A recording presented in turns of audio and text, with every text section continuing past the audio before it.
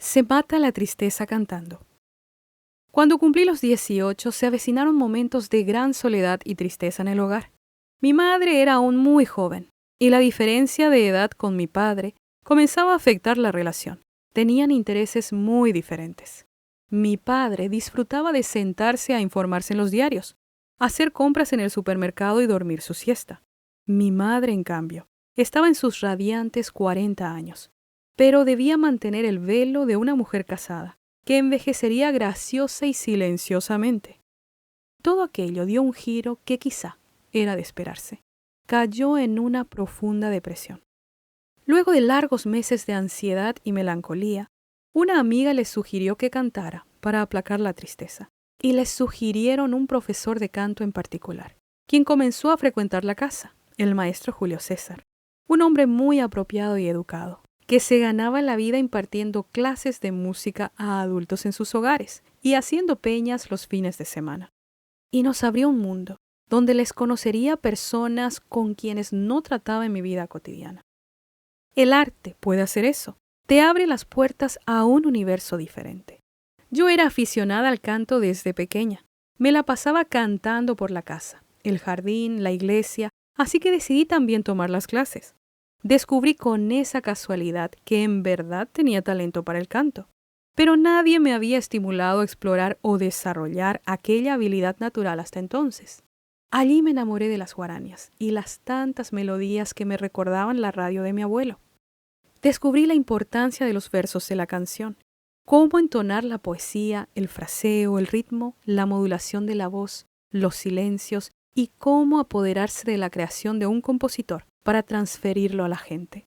Pero había un punto muy importante. Necesitaba entrenar las cuerdas vocales para alcanzar las notas musicales y desarrollar resistencia y evitar la afonía. El mundo musical tiene sus reglas y su propio lenguaje, lleno de enigmas que descifrar, y un magnetismo que puede encantar hasta a las cobras. A mi madre le agradaba escucharme cantar, y todo aquel mundo tan mágico de la música popular la ayudó a recuperarse. Comenzamos a asistir juntas a peñas, conciertos y encuentros con artistas locales.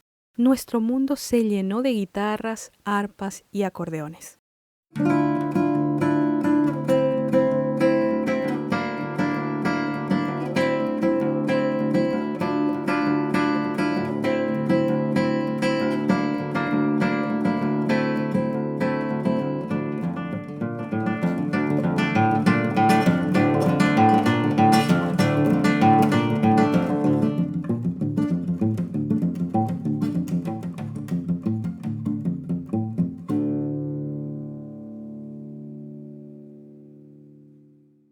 El muchacho que abrió la puerta.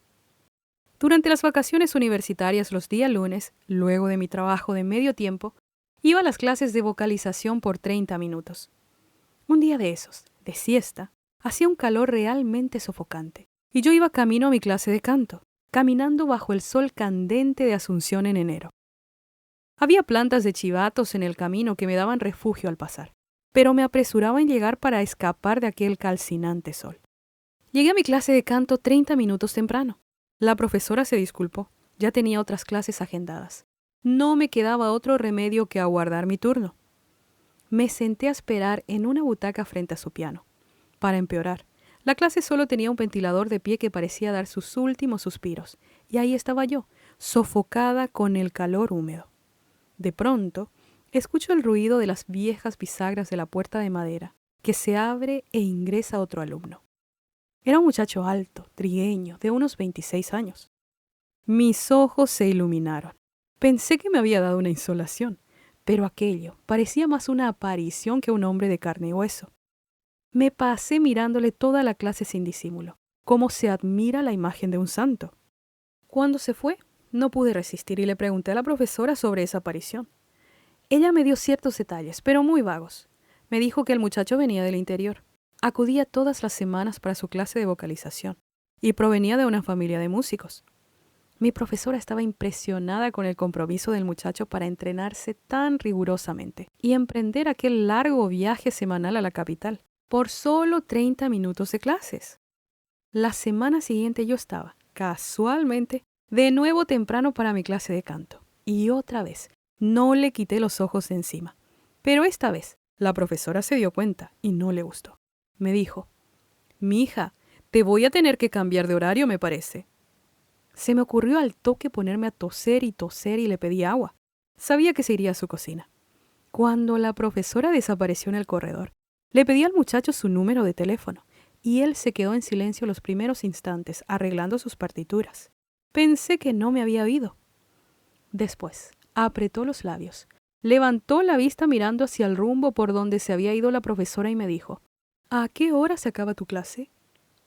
Le respondí: «A las 3». Y escuché lo inimaginable: «Te espero afuera». Mi clase nunca terminó a las 3. Duró tan solo 15 minutos. La excusa: migraña. La profesora miró su agenda y me dio un nuevo turno, con el horario cambiado, por supuesto.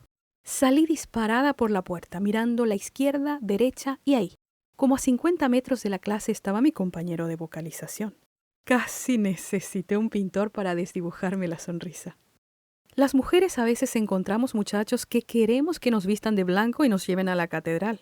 Otros son un mangazo caído del cielo. ¿Y quién puede negarse a un regalo de Dios? Guapo, talentoso y con una personalidad electrizante. 3 elementos que hicieron que hasta olvidara que tenía novio oficial. Pero mi vida con la música terminó abruptamente. Se me metió en la cabeza dejarlo todo y perseguir una carrera en el canto.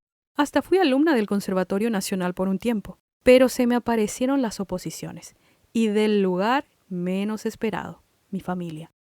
Las expectativas que tenían de mí de ser una profesional calificada, de casarme, tener hijos y todo lo tradicional de la vida conservadora paraguaya con pocos riesgos ejercieron su presión. Cuando creces en una familia donde alguien ha tenido un salario mensual y luego una jubilación, le resulta difícil a la manada pensar de manera diferente, tomar riesgos o permitir a un miembro seguir un camino alternativo por prejuicio, desconocimiento o estereotipos incorrectos que se tienen de una profesión, y tantas otras razones que hacen que prefieran jugar seguro, y con ello cortan el camino del talento natural de un miembro, sin remordimiento. La familia también empuja a tomar un determinado camino. A veces, hasta obligan a seguir la misma profesión del padre o la madre, o administrar el negocio familiar. Nuestro sistema educativo tampoco favorece la exploración de talento o lo estimula, sino imparte horas cátedra para el cerebro racional, con teoremas de Pitágoras, geometría y esas cosas. Sin embargo, los caminos hechos y libres de piedras son una ilusión. Uno termina con conflictos espirituales y psicológicos bastante serios en edad adulta, al sentirnos en deuda con nosotros mismos y permanecer detrás de un escritorio haciendo tareas repetitivas. Muchos caminos no tradicionales están, por ejemplo, en la oratoria, que abre camino para la locución, la radio, la televisión. La actuación abre camino para el teatro o los filmes. Ni hablemos de la pintura, la música, el canto, los estudios de grabación, la escritura, la poesía, la jardinería, la orfebrería y tantas otras profesiones. Si no puedes vivir de ello, al menos hazlo como hobby. Un talento natural es también un manantial para recargarse o para escaparse durante los momentos de crisis personal. Además, cuando solo persigues el dinero y un salario mensual, la vida pierde encanto. Y ya existen tantos profesionales universitarios calificados y desempleados en todo el mundo. Por supuesto, el dinero es importante. Es lo que nos permite pagar por nuestros objetivos. Pero el dinero es un medio, no es un fin. Necesitamos de un propósito que estimule nuestras ganas de vivir. Pero en aquel entonces bajé la cabeza y desistí de un proyecto de vida por presión familiar. Continué en la universidad, en una carrera que sería aprobada por mi familia, y desterré un sueño. Me tomaría casi 2 décadas retomar mis viejas ideas y desarrollar las agallas para dejarlo todo y perseguir un anhelo. Y las cosas no han salido mal. La escritura me daría nuevas ilusiones, y aquí pongo en práctica todo lo que aprendí de antaño. El fraseo, el ritmo, el tiempo, los silencios y la voz. La escritura contiene la voz nítida del que escribe y enciende la imaginación. Pero hoy en día aún canto, con mi hija, que es como dicen, la manzana nunca cae lejos del árbol. Sabor a caña. Hay cosas que solo puedes ver desde la distancia con más claridad. la vida de ciudad también tiene sus encantos, sobre todo si vives en una ciudad verde. Asunción tiene su propia magia, aquella explosión de colores y belleza, con sus floridas enramadas amarillas o rojas que proveen las campanitas, o la blancura y el perfume del jardín engalanando las murallas asuncenas. Nuestras plantas de cocoteros con tallos altos quedan revestidas por trepadoras. En Paraguay, pareciera que fuéramos el país más cercano al sol, con los colores naranja del atardecer. Todo lo que está en el trópico es exótico, y como todo lo exótico es hermoso, como las flores del murucuyá, que se yerguen en los patios y en las veredas. Aquellas veredas desmoldadas y desniveladas por donde pasan los dulceros y vendedores ambulantes, que les obligan a ir ajustando el paso.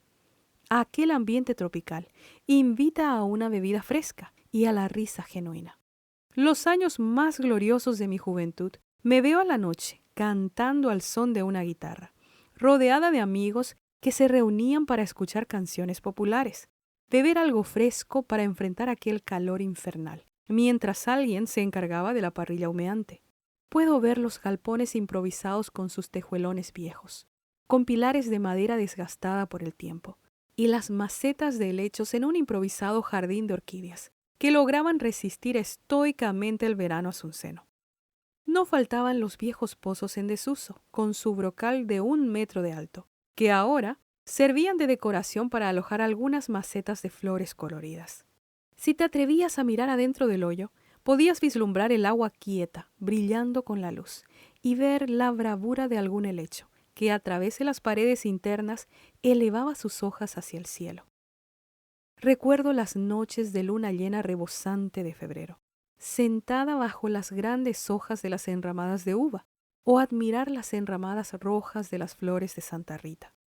Recuerdo a la gente alistándose para las vacaciones, o para hacer un viaje fugaz y ver el jolgorio y florido Carnaval del Sur de Encarnación.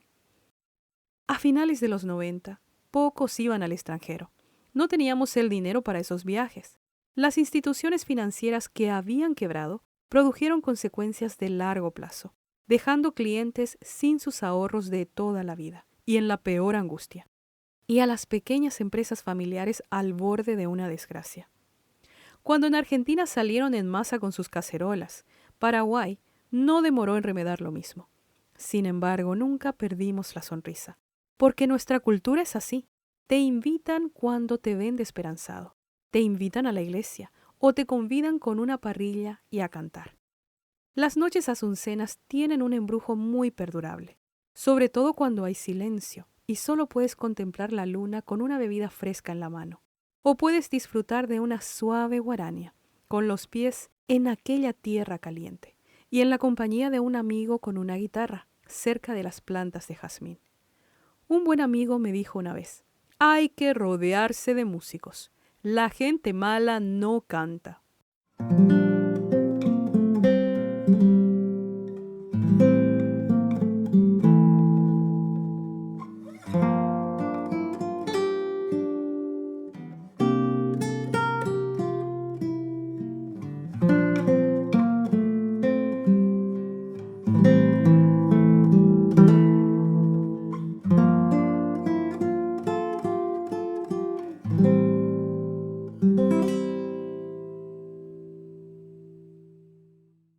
Yo siempre guardo fotografías, y casi a los 40 me reencontré con una que me dio ganas de volar en el tiempo y abrazarme cariñosamente.